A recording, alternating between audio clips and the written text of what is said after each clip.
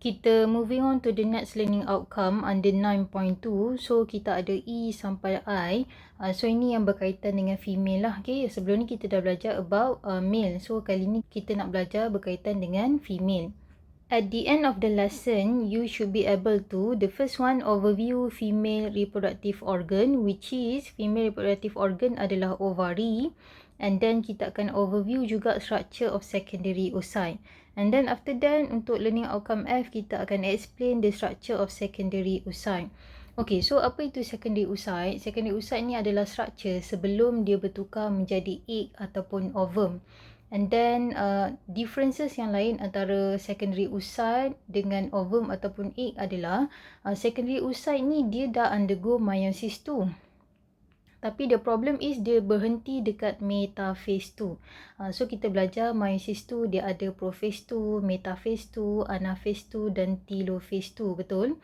So untuk secondary oocyte ni dia berhenti dekat metaphase 2. Dia tak complete lah dia punya meiosis tu. So apa yang berlaku? Kalau ada sperm yang datang and then fertilize the secondary oocyte, barulah secondary oocyte tu dia akan complete dia punya meiosis tu, means that dia akan moving on to the next stage which is anaphase 2, telophase 2 and then cytokinesis. Barulah kita akan dapat egg ataupun ovum. So dengan kata lain, egg ataupun ovum ni adalah sel yang telah complete dia punya meiosis lah. Untuk secondary oocyte tidak, dia tak complete meiosis 2, which is dia terhenti dekat metaphase 2. Terhenti tu perkataan dia arrested lah, okay? Ditahan dekat metaphase 2. And then untuk learning outcome G, kita kena belajar juga the role of hormones in female reproductive cycle. So kita dah pernah jumpa 3 hormon yang atas ni, which is GnRH, LH dan juga FSH masa proses spermatogenesis.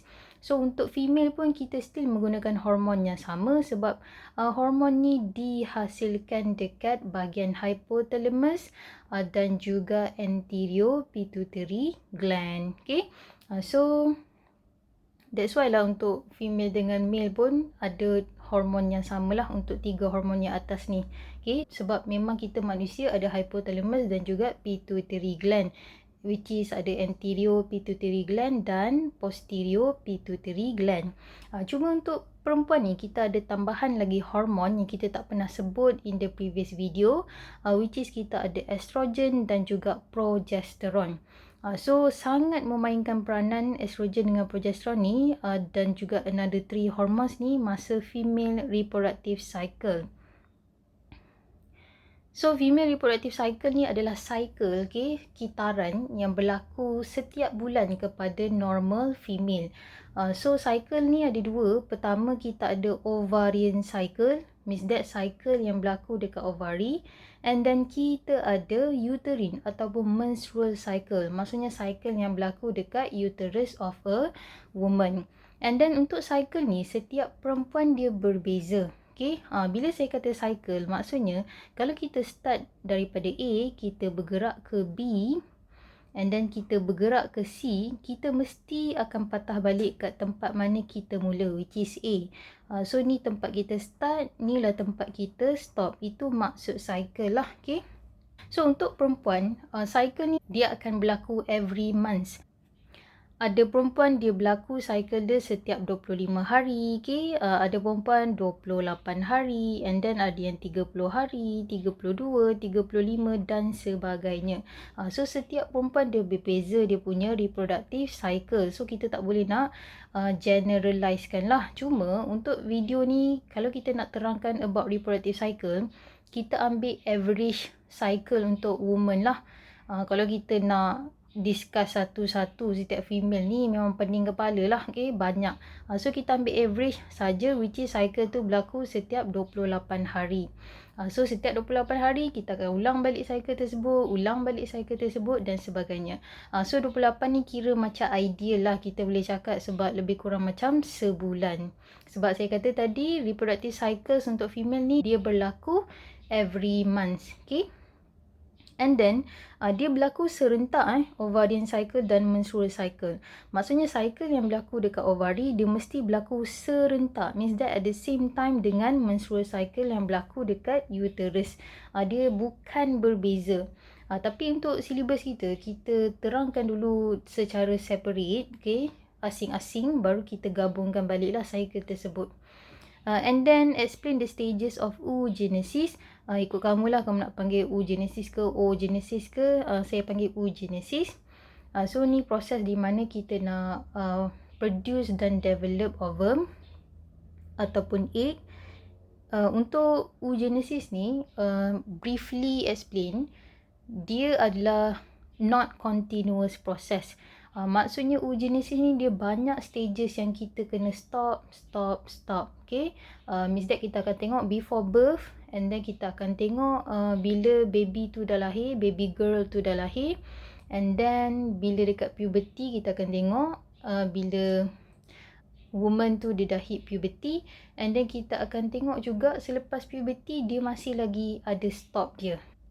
Maksudnya oogenesis ni dia banyak station stop dia lah. Okay, dia bukan continuous process. Kalau spermatogenesis, once lelaki tu hit puberty, proses tu akan berterusan sepanjang hayat dia kan. Tapi perempuan ni dia tidak, dia banyak stop lah. Dan juga saya cakap before this, saya rasa in the previous video, perempuan ni dilahirkan dengan definite amount of egg ataupun definite amount of follicles lah. Egg tu dia develop dalam follicle. So apa yang berlaku, disebabkan kita dah ada definite amount, maksudnya amount yang memang dah cukup-cukup saja yang kita ada bila kita lahir. So that's why perempuan dia akan capai satu tempoh umur di mana dia punya ovari dah tak produce egg.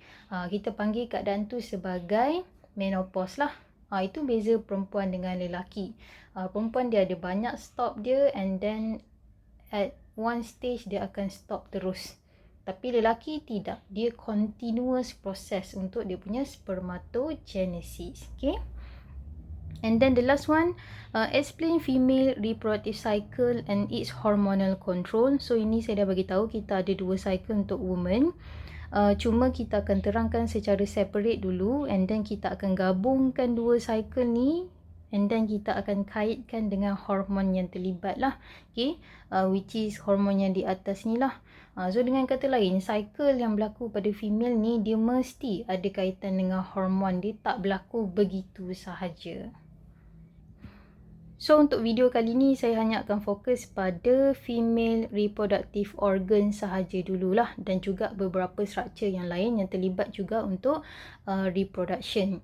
Okay, jom kita tengok next slide. Okay, so ini adalah female reproductive system.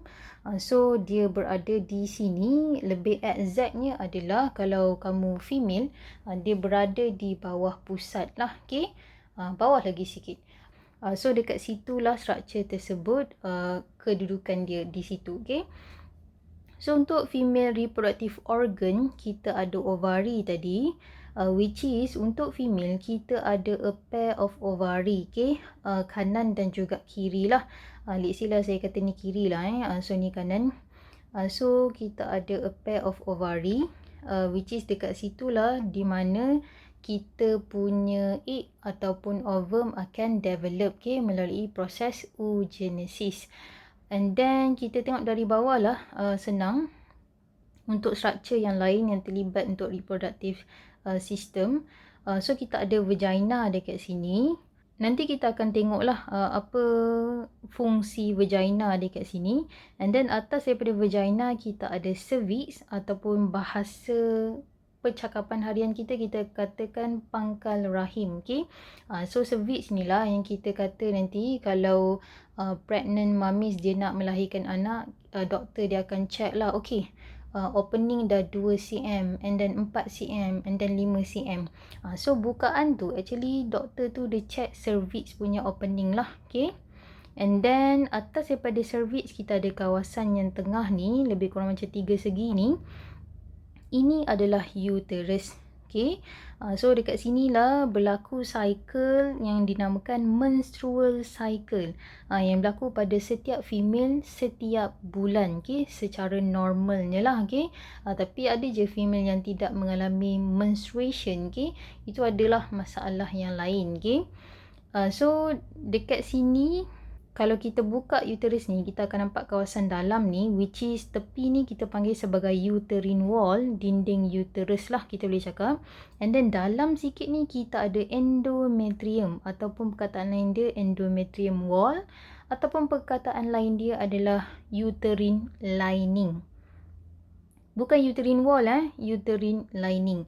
So setiap bulan, bila kita kata female tu undergo menstruation, menstruation ni bahasa mudah dia period lah, okay, which is ada darah yang akan keluar melalui vagina lah.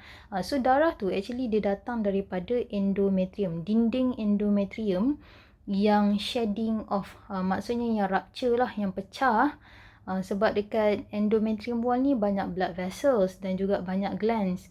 That's why lah setiap bulan capai satu waktu tertentu, so dinding ni akan runtuh dan juga darah tu akan keluar melalui vagina. Okay.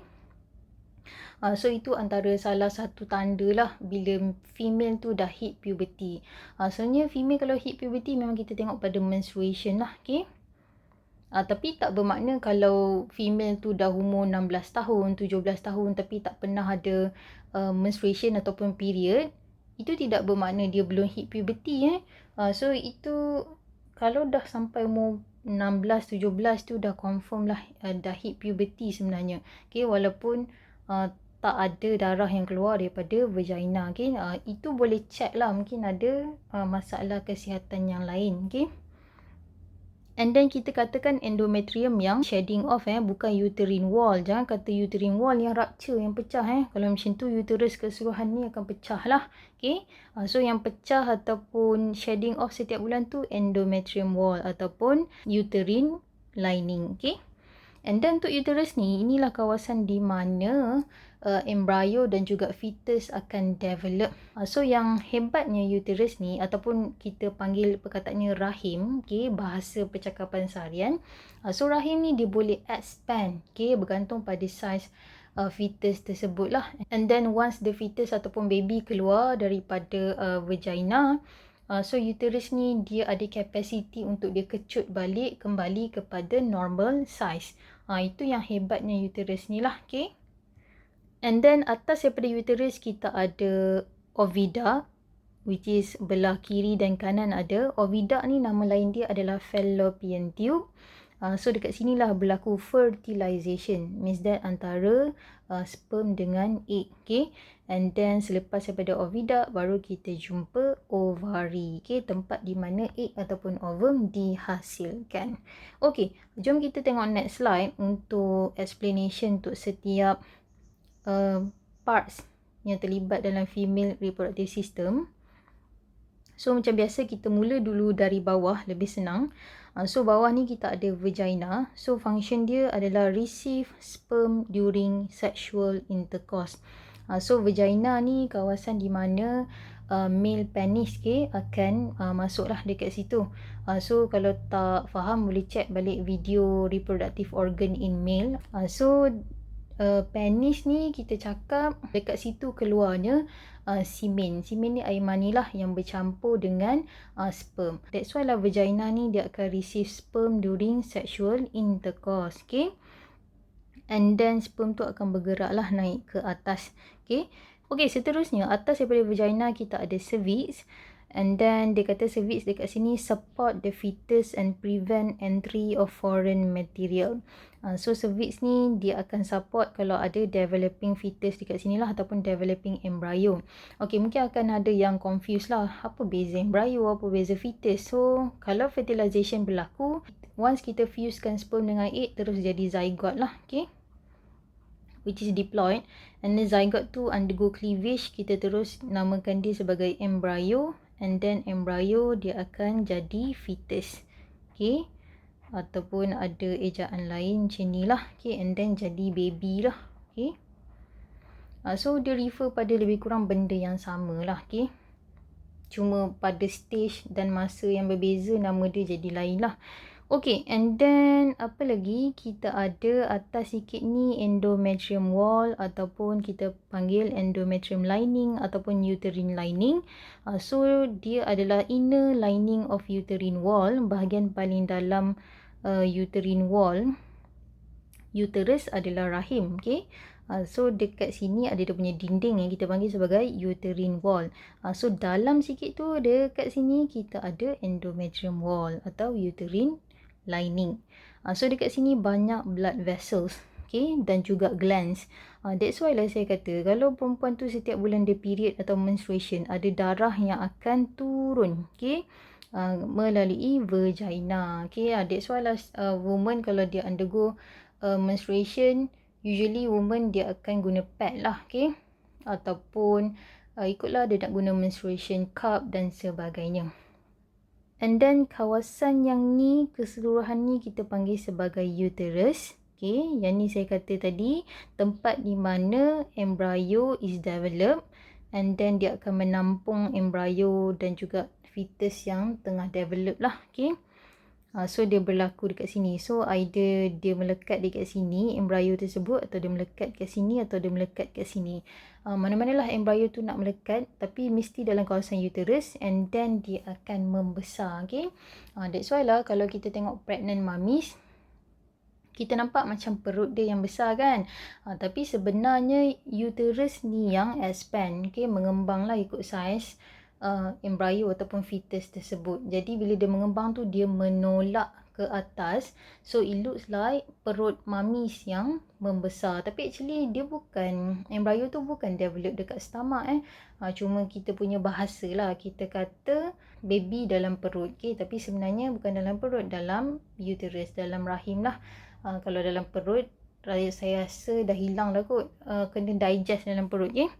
And then selepas tu kita ada fallopian tube ataupun oviduct, which is dia kata dekat sini function dia untuk transport the egg cell to the uterus. Disebabkan kita tahu ovari ni dia akan produce egg, so egg tu akan keluar pergi dekat fallopian tube lah.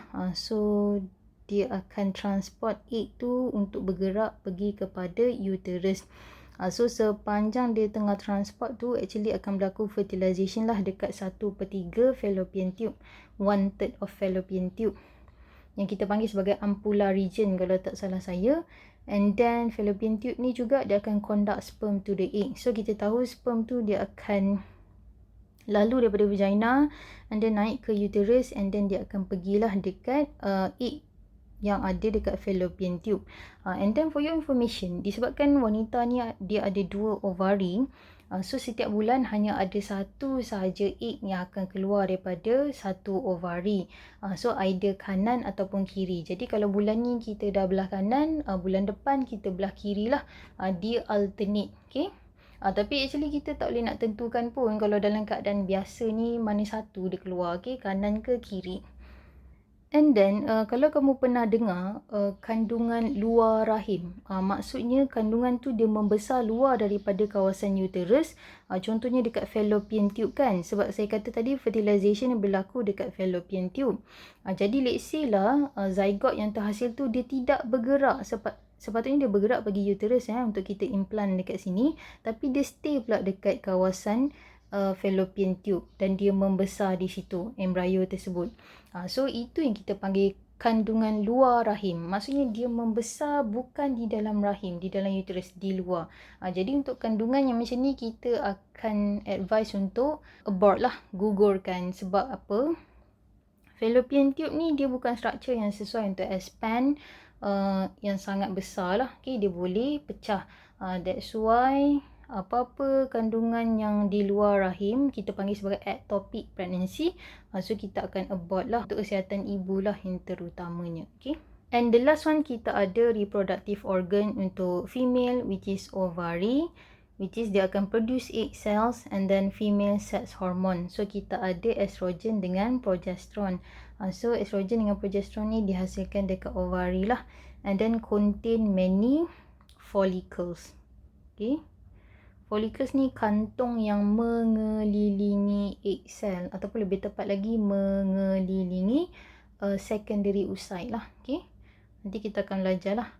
Okay, I think that's all untuk female reproductive organ.